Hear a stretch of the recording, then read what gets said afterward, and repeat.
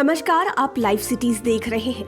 स्वास्थ्य विभाग ने कोरोना पीड़ितों के इलाज के लिए स्टैंडर्ड प्रोटोकॉल तैयार किया है। किसी को बुखार, गले में खराश, कफ, सिर दर्द हो, सूंघने और स्वाद की क्षमता खत्म होने जैसे कोई एक या सभी लक्षण है, लेकिन ऑक्सीजन लेवल 94 से ऊपर है और सांस लेने में दिक्कत नहीं है, तो ये कोरोना के हल्के लक्षण हैं। ऐसे मरीजों को घबराने की जरूरत नहीं है। होम आइसोलेशन में इलाज किया जा सकता है। ऐसे मरीज को हमेशा मास्क पहनकर रहना चाहिए और हवादार कमरे में रहना चाहिए। खांसते वक्त नाक और मुंह को ढक कर रखें। बुखार और सिर दर्द होने पर पैरासिटामोल खाएं। स्वास्थ्य विभाग द्वारा दिन में 2 बार भाप लेने, बीटाडिन या नमक से गार्गल करने की सलाह दी गई है। साथ ही विटामिन सी 500 mg टैबलेट लें। इसके अलावा नॉर्मल खाना खाते रहें। डायबिटीज, हाइपरटेंशन या किडनी के मरीजों को इन बीमारियों को कंट्रोल में रखने की सलाह भी दी गई है। इसके अलावा हर 8 घंटे पर ऑक्सीजन लेवल चेक करने और 6 मिनट टहलने से पहले और टहलने के बाद दोनों स्थितियों में ऑक्सीजन लेवल चेक करने को कहा गया है। अगर यह 94 से नीचे आता है तो सतर्क हो जाएं।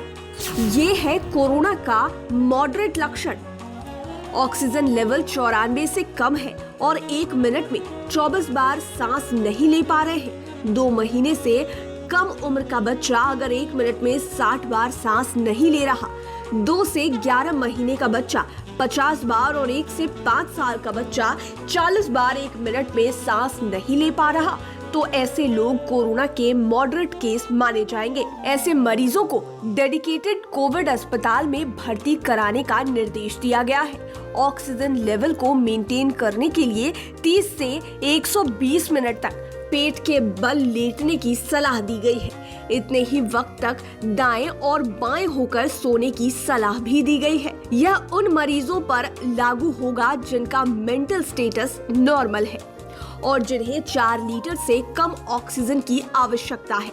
इन मरीजों के लिए दवाइयां भी डॉक्टरों को बताई गई है। इसके बाद भी मरीज की स्थिति में सुधार नहीं होता है तो उसे अस्पताल में भर्ती किया जाएगा।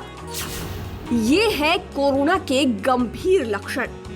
ऑक्सीजन लेवल 90 से कम है और बड़े 1 मिनट में 30 बार से कम सांस ले रहे हैं, तो दोनों में से कोई एक भी हो तो यह लक्षण गंभीर है। बच्चों में सांस लेने में तकलीफ या ऑक्सीजन लेवल 90 से कम, निमोनिया के लक्षण, बेहोशी या तेज सांसें चलना गंभीर लक्षण माने गए हैं। ऐसे मरीजों को तत्काल पैरासिटामोल देना होगा और सांस नॉर्मल करने का इलाज करना होगा।